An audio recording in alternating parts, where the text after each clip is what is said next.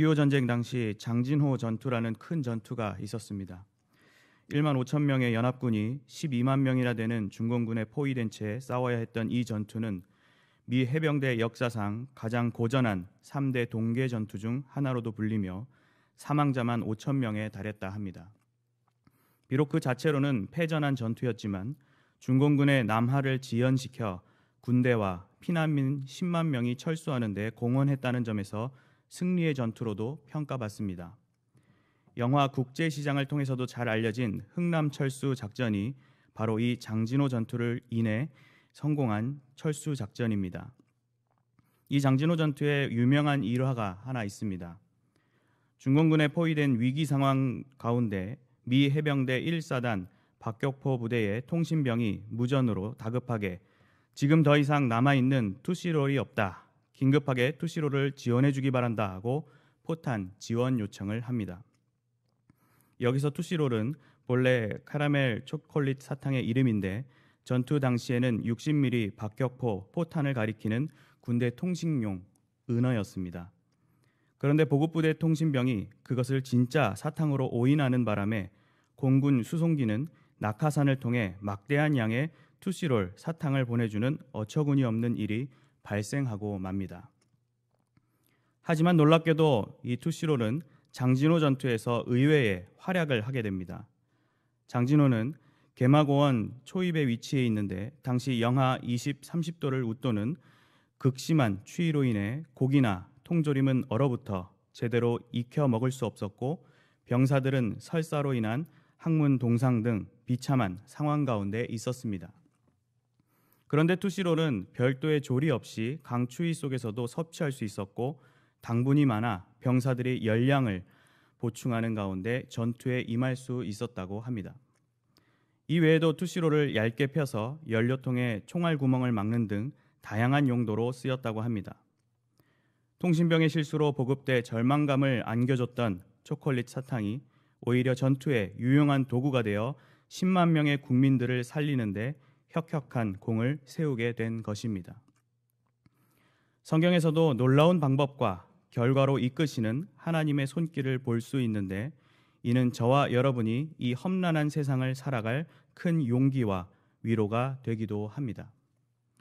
그중 오늘은 엘리사 선지자 당시 있었던 한 사건을 살펴보는 가운데 극심한 괴로움의 시기를 통과하는 성도들이 가져야 할 바람직한 신앙의 자세가 무엇인지 이 시간 함께 상고해 보고자 합니다.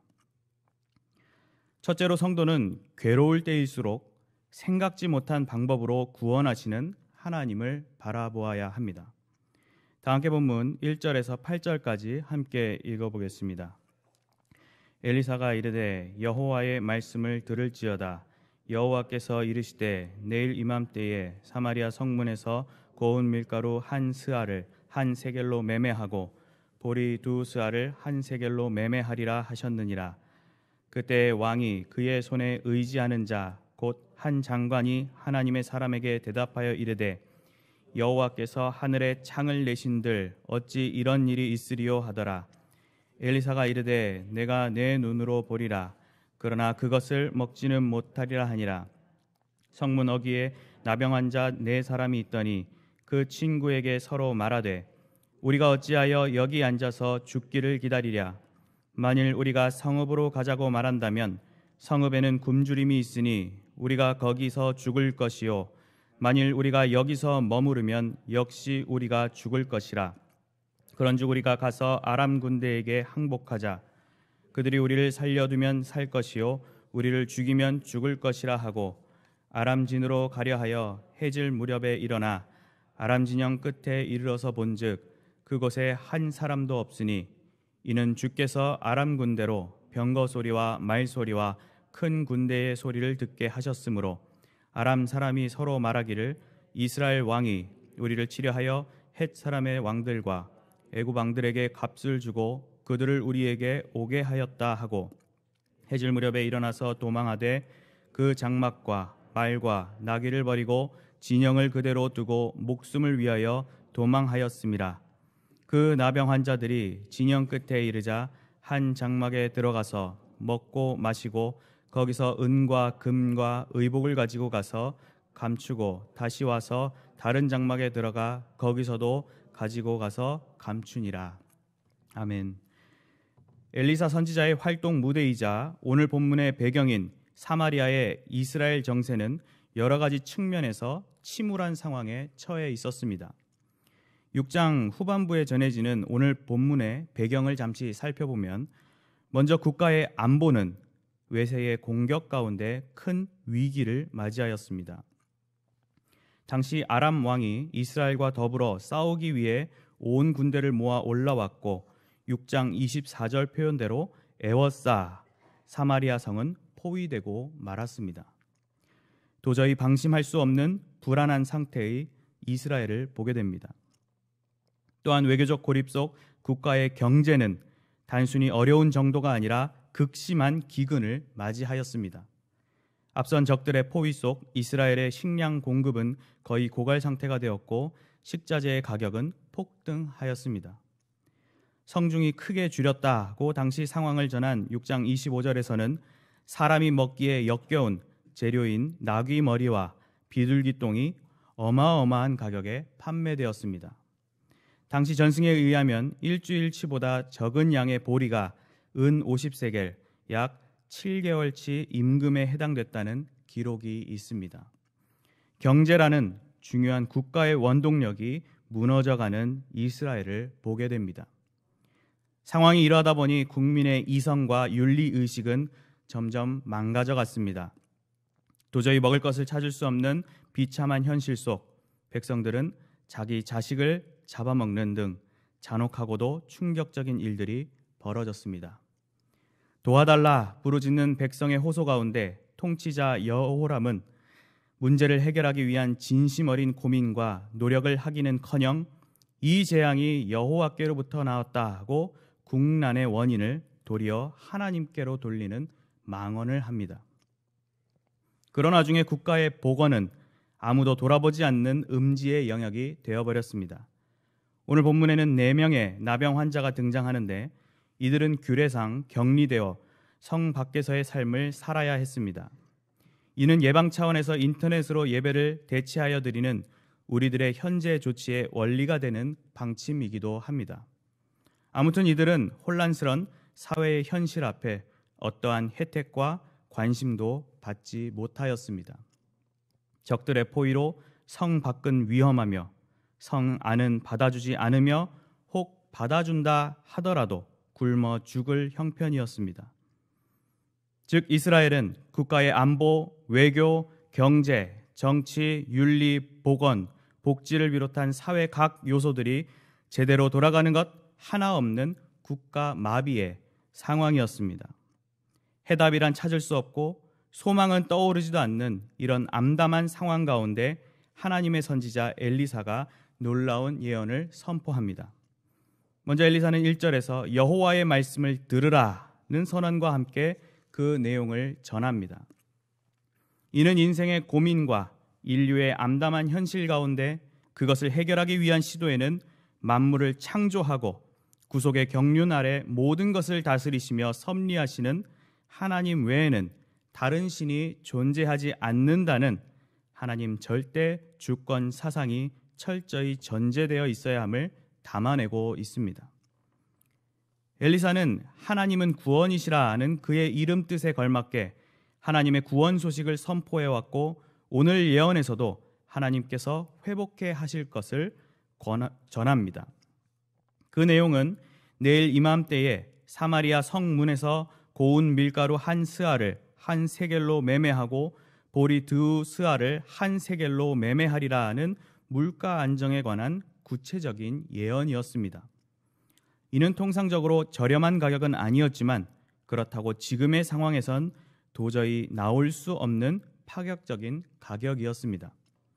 그것은 적군의 포위가 풀려 물자를 공수할 수 있어야만 가능한 것이었고 사실상 엘리사는 그것을 예언한 것이었습니다.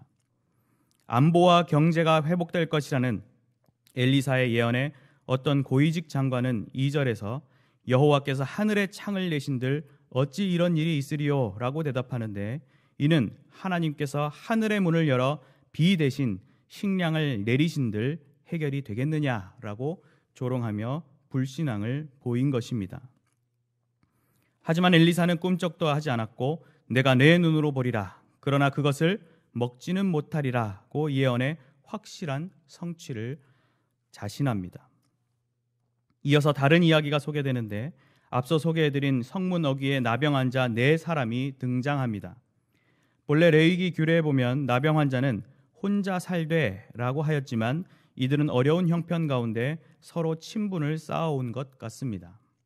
이들은 서로 말하기를 우리가 어찌하여 여기 앉아서 죽기를 기다리랴고 현재의 형편을 한탄합니다. 소망을 찾을 수 없던 네 환자들은 적진으로 가서 항복하기로 결심합니다. 그 이유는 바뀌든 아니든 기근 속에 굶어 죽을 판이었고 차라리 적진으로 가면 비록 죽음의 위험이 크더라도 혹 포로가 되어 먹는 문제를 해결할 수도 있겠다는 신라 같은 가능성을 보았기 때문입니다. 그들이 해질 무렵에 일어나 항복하기 위해 아람 진영 끝에 이르렀지만 그곳에는 한 사람도 보이지 않았습니다. 이는 아람 군대가 진영을 그대로 두고 도망쳤기 때문인데 그 이유인즉슨 6절에서 설명하듯 하나님께서 아람 군대로 하여금 병거와 말소리 그리고 큰 군대의 소리를 듣게 하셨기 때문이었습니다. 그들은 이스라엘이 헷족속과 애굽의 왕에게 지원군을 요청한 것으로 착각하여 장막과 말과 나귀를 다 그대로 둔 채 도주하였습니다. 이들 아람 군대와 나병 환자들 두 무리 사이에는 위기의 상황이었다는 점, 죽음을 두려워하였다는 점, 해질 무렵이란 시간대에 자신의 목숨을 위하여 살 길을 찾아 떠났다는 점에서 공통점을 지니고 있습니다. 이런 모습들은 바로 인간의 본성에서 나오는 판단과 행동이라 할 수 있습니다. 우리는 그것을 인간으로서 할 수 있는 최선의 결단이라고도 할 수 있겠고 다른 한편으론 인간적 한계라고도 표현할 수 있을 것입니다. 하지만 하나님께서는 그 모든 상황의 전개 가운데 세밀하고도 완벽하게 맞아떨어지는 주님의 방법으로 해결해 가고 계셨습니다. 기껏해야 포로가 되어 생명을 이어보고자 했던 나병 환자들에게 인간의 생각으로는 도저히 떠올릴 수 없는 방법으로 이끌어 주시며 장막에서 먹고 마시고 은과 금과 의복을 얻도록 해주셨습니다. 하지만 나병 환자들은 거저 얻은 놀라운 구원의 감격은 금세 잊어버린 채 물건을 숨겨놓기에 급급한 욕심을 보입니다. 이처럼 인간은 물질 앞에 죄인된 본성을 드러내기에 여념이 없는 자들이지만 그럼에도 긍휼이 넘치시고 전능하신 하나님께서는 당신의 선하신 계획 안에서 놀라운 방법대로 인간과 인류를 인도하시는 분이십니다. 현 시국 많은 국민들의 한숨은 날마다 늘어나고 그 한숨은 염려와 근심으로까지 이어지고 있습니다.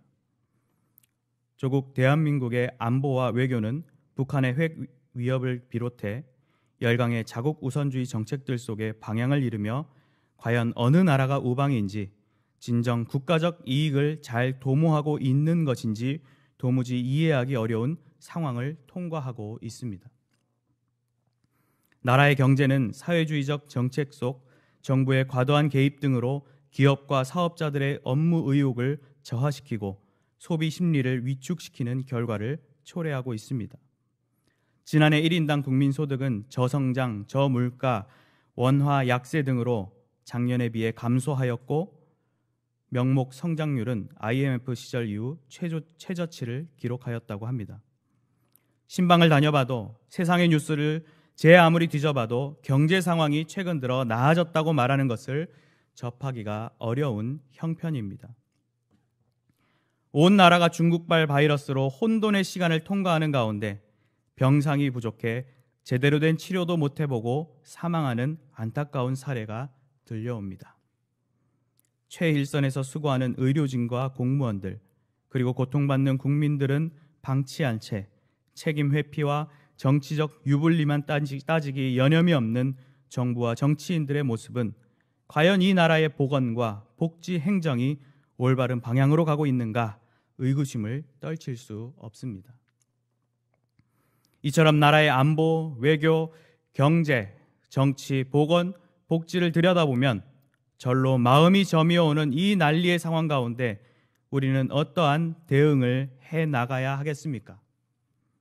인간적 분노와 투쟁심 가득한 모습으로 이성을 잃는다거나 허무주의나 염세주의 또는 비꼬는 식의 태도로 좌절감과 분란을 야기시키는 모습은 신자로서 자제해야 할 것입니다.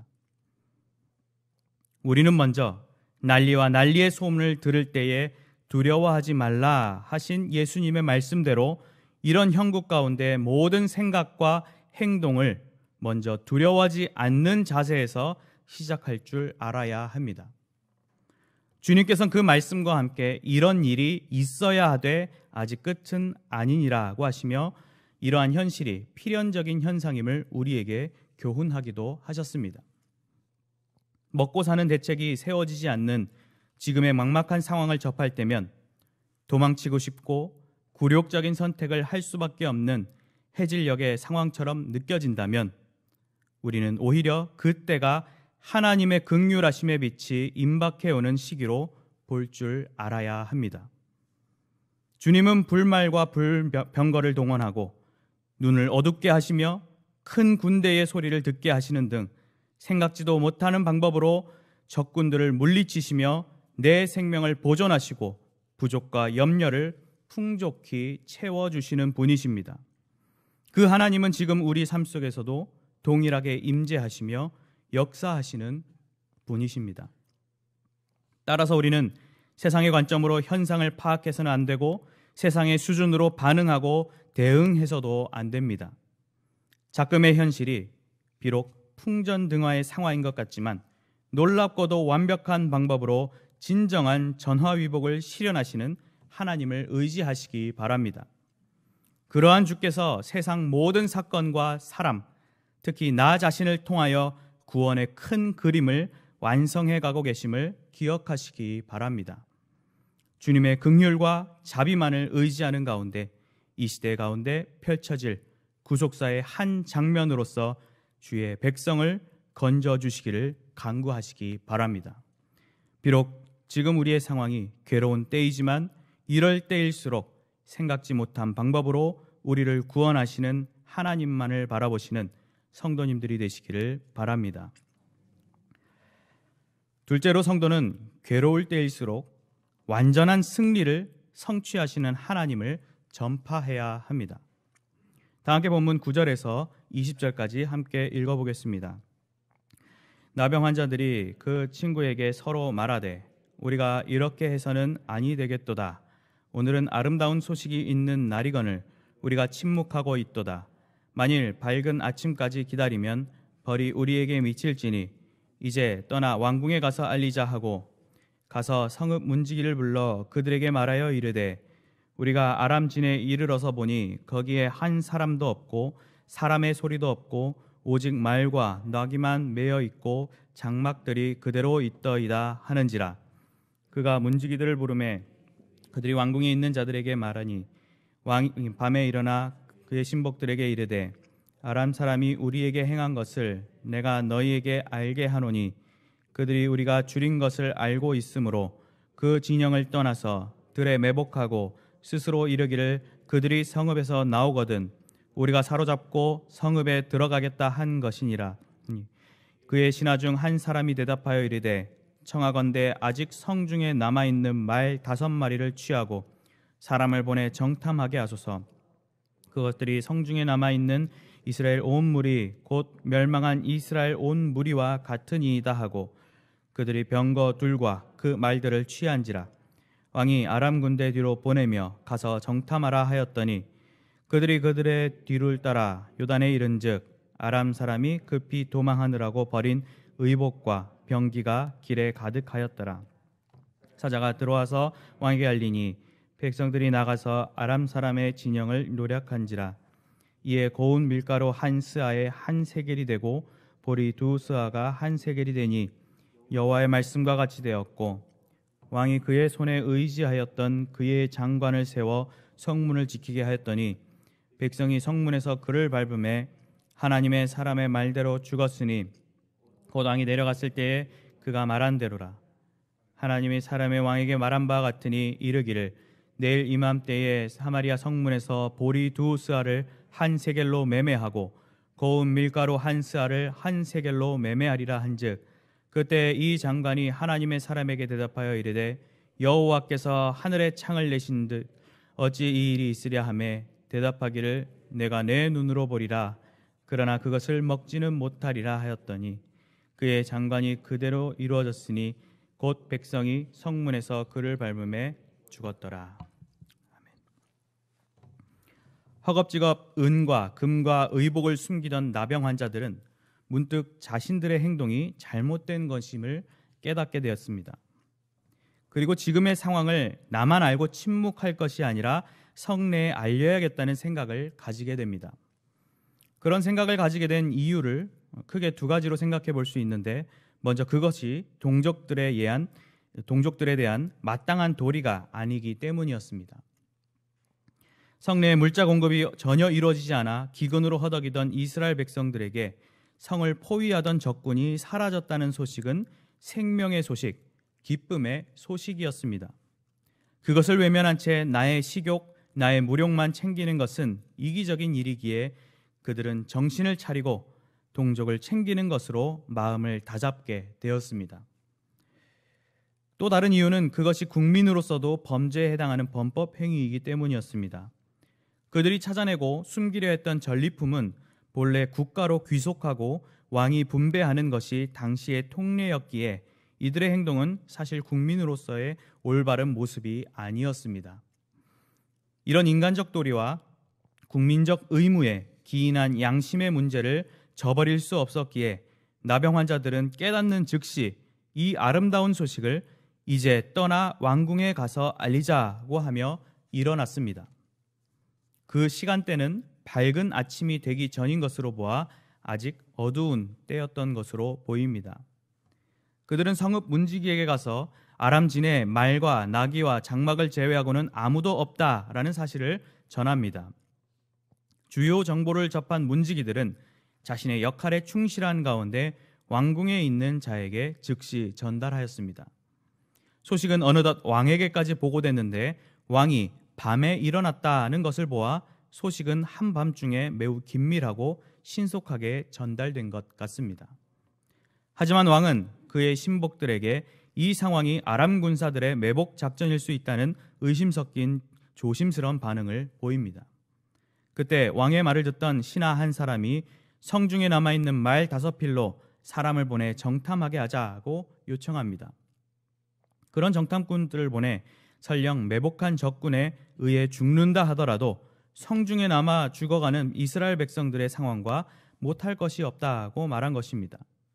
바로 하나님께서 한 신하의 용기 있는 청원으로 하여금 소심하고 강팍했던 왕의 마음의 가능성과 용기를 갖도록 하신 것입니다. 비록 요청대로는 아니지만 왕은 병거 둘과 말들을 보내어 아람 군대 뒤로 가서 정탐하도록 지시합니다. 15절에 정탐꾼들이 요단에 이르렀다고 하는데 이것은 이미 아람 진지를 확인하였고 또 그들의 도주로를 추적하다 요단까지 이른 것으로 보입니다. 그런데 그 요단의 길바닥에 의복과 병기가 가득했다고 하니 얼마나 허겁지겁 도망을 쳤을지 아람 군대의 황급한 모습을 상상해 볼 수 있습니다. 드디어 적들의 포위가 끝났다는 사실이 왕에게 보고되고 굳게 닫혀있던 성문은 열리게 됩니다. 백성들은 아람의 진영에 나가 아람 진영의 물품을 확보하게 되는데 본문에는 노략한지라는 표현이 사용됩니다. 이 표현은 본래 약탈하다, 강탈하다라는 의미를 담고 있는데 강제적이고 폭력적인 과정으로 얻게 되는 군사적 승리의 용어라 할 수 있습니다. 사실상 백성들은 그런 군사적 무력을 사용하지 않은 채 전리품을 거저 얻은 셈인데 이런 표현을 쓴 것은 그것이 사실상 승리이기 때문입니다. 이 놀라운 일들은 하나님께서 계획하시고 이루신 놀라운 섭리의 사건, 완전한 승리의 사건이었습니다. 승리와 더불어 전리품 획득 및 물자 공급으로 물가는 안정을 찾기 시작했고 앞선 1절에서 여호와께서 엘리사를 통해 선언하였던 고운 밀가루 한 스아가 한 세겔로, 보리 두 스아가 한 세겔로 거래가 이루어졌습니다. 신실하시며 자비가 넘치시는 하나님의 완벽한 성취인 것입니다. 그리고 앞선 2절에서 엘리사와 그의 예언을 두고 비아냥거리던 고위직 장관이 다시 등장을 하는데, 그는 성문을 지키는 일을 감당하던 중 아람 진영으로 가기 위해 서로 밀치고 무질서하게 뛰쳐나갔던 백성들에게 밟혀 죽임을 당하고 맙니다.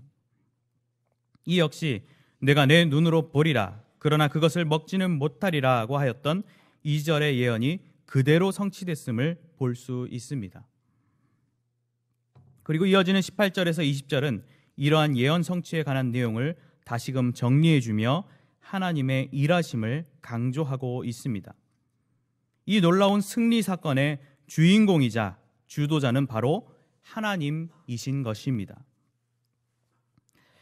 약 한 달 전만 해도 중국 후베이 성에 방문했는지의 질문 정도가 확진자 예방을 위한 조치였습니다. 하지만 이제는 우리 국민 모두가 잠재적 위험군이 되어 사회적 관계와 행동이 정지돼 버린 현실을 접하게 됐습니다. 7,500명을 넘은 확진자가 계속해서 발생하고 있으며 마스크를 구하는 국민들의 줄선 풍경은 피난민 마냥 처량하기까지 합니다. 나가지 못하고 만나지 못하는 지금의 숨막히는 현실은 마치 성문 밖에서 어디로 가든 죽음의 공포 앞에 떨어야만 했던 4명의 나병 환자처럼 고독하고 착잡한 심경의 나날들 같습니다. 이런 현실 속 우리를 둘러싼 언론과 소셜미디어로 많은 정보들이 오가고 있으며 저도 최근 수많은 종류의 문자 메시지를 받아왔습니다.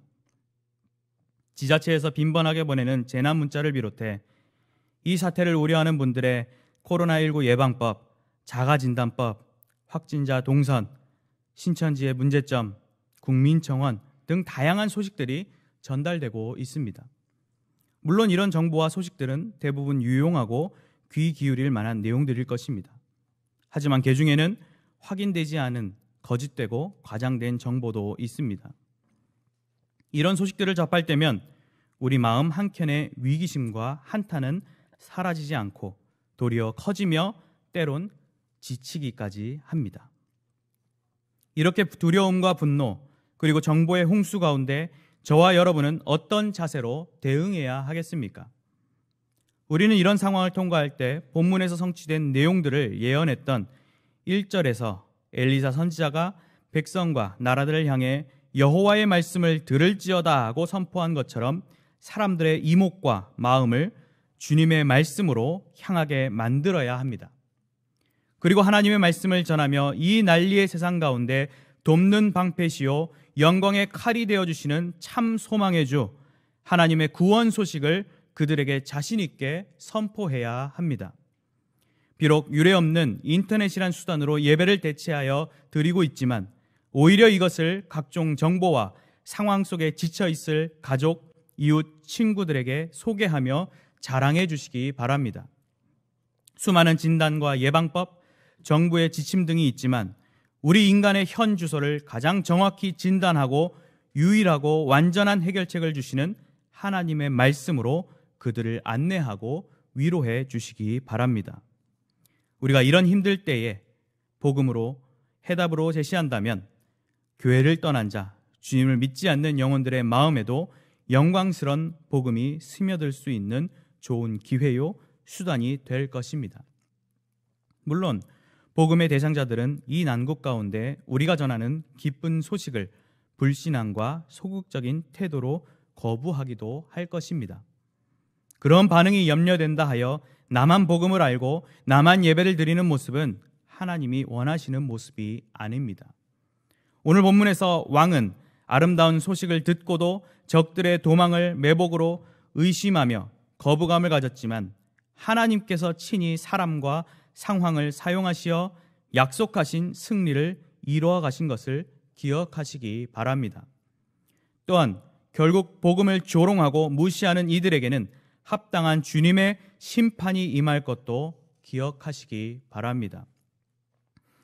비록 교회의 모든 모임과 행사가 잠정 중단됐지만 우리의 신앙과 구령운동은 결코 멈출 수 없을 것입니다. 태신자가 해산운동은 아직 유효하다는 사실을 잊지 마시고 구원의 아름다운 소식을 진실하게 전하시기 바랍니다.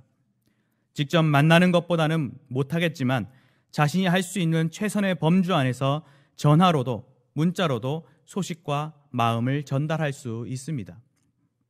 주님 안에 형제된 도리로서, 영적 백성된 의무로서 어두움의 때가 지나가기 전, 밝은 아침이 오기 전에 신속히 떠나 왕궁에 가서 아름다운 소식을 알리시기 바랍니다. 너희는 하나님께 속하였고 또 저희를 이기었나니 이는 너희 안에 계신 이가 세상에 있는 이보다 크심이라고 두려워하는 영혼들을 위로하시기 바랍니다. 너희로 내 안에서 평안을 누리게 하려 함이라. 세상에서는 너희가 환난을 당하나 담대하라. 내가 세상을 이기었노라고 하신 승리의 주 예수 그리스도를 자신 있게 전하시기 바랍니다. 하나님께로서 난 자마다 세상을 넉넉히 이긴다고 호언장담하시며 승리자의 비결을 어서 소개해 주시기 바랍니다. 더불어 생각해 볼 것은 이렇게 교회로 모이지 못하고 인터넷 예배를 드리는 것을 마치 신앙생활의 유용한 방법을 찾은 것처럼 합리화해서는 결코 안 될 것입니다. 오늘 4명의 나병 환자들의 결단과 신속한 전달로 적군의 빈 장막은 이스라엘 공동체의 백성들이 달려가 쟁취한 생명의 처소요 승리의 처소가 되었으며 사마리아 성내는 물품 매매가 활발해지는 등 백성 간의 교류가 활성화되었습니다. 생명을 얻은 자, 승리를 얻은 자는 결코 혼자만의 것으로 조용히 숨겨놓는 것이 아니라 한 공간에서 공유하고 함께하는 자들임을 잊지 마시기 바랍니다. 작금의 시국을 통과하는 이들에게 우리가 전할 아름다운 소식은 밝은 아침을 맞이할 그때에 분명 그것이 어떤 정보들보다 귀중한 선물이었고 그 어떤 재난 문자보다 중대한 소식이었음을 깨닫고 감사할 순간이 찾아올 것입니다. 비록 지금 우리의 상황이 괴로운 때이지만 이럴 때일수록 완전한 승리를 성취하시는 하나님을 전파하시는 성도님들이 되시길 바랍니다. 사랑하는 성도 여러분, 2016년 바둑기사 이세돌 구단과 인공지능 컴퓨터 알파고와의 대결이 있었습니다. 대부분의 사람들이 인간 대표 이세돌 구단의 낙승을 예상했지만 1국에서부터 충격적인 패배를 하게 됐습니다.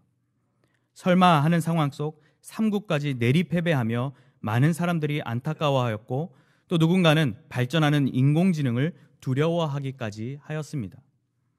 5국 중 3연패로 이미 패배가 확정된 가운데 진행된 4국에서 이세돌 구단은 돌발적이고 변칙적인 78수로 극적인 첫 승을 잡게 됐습니다. 결과적으로는 1승 4패로 패배한 대결이었지만 이세돌 구단은 통산 전적 73승 1패인 알파고에게 패배를 안긴 유일한 인류로 칭송받게 됩니다. 이세돌 구단이 그 4국에서 둔 78수가 나올 확률은 0.007%로 계산되며 중계진은 이 수를 묘수 혹은 신의 한 수라고 칭했습니다. 모두가 낙심하며 포기했지만 판을 뒤집는 묘수 하나로 승기를 가져올 수 있었던 것입니다. 괴로운 시절을 통과하는 저와 여러분에게 있어 그것을 타개할 신의 한 수는 과연 무엇이겠습니까? 그저 비유적 표현으로서 말로만 신의 한 수가 아니라 실제 하시는 하나님의 한 수가 바로 우리가 갖고 있는 일격의 수요, 필승의 수임을 기억하시기 바랍니다. 수많은 노력, 정보, 그리고 비판과 염려가 넘쳐나는 복잡스러운 시기이지만 오히려 구원의 기쁨을 누리며 자랑해 나간다면 우리는 이 난국의 좋은 동반자, 고마운 전도자로 쓰임받을 것입니다. 국민 모두가 혼란스럽고 괴로운 이때에 생각지 못한 방법으로 구원하시는 하나님만을 바라보고 또 완전한 승리를 성취하시는 하나님만을 전파함으로 주님의 이름을 영광스럽게 드높여 드리는 성도님들과 각 가정이 되시기를 주님의 이름으로 간절히 축원합니다.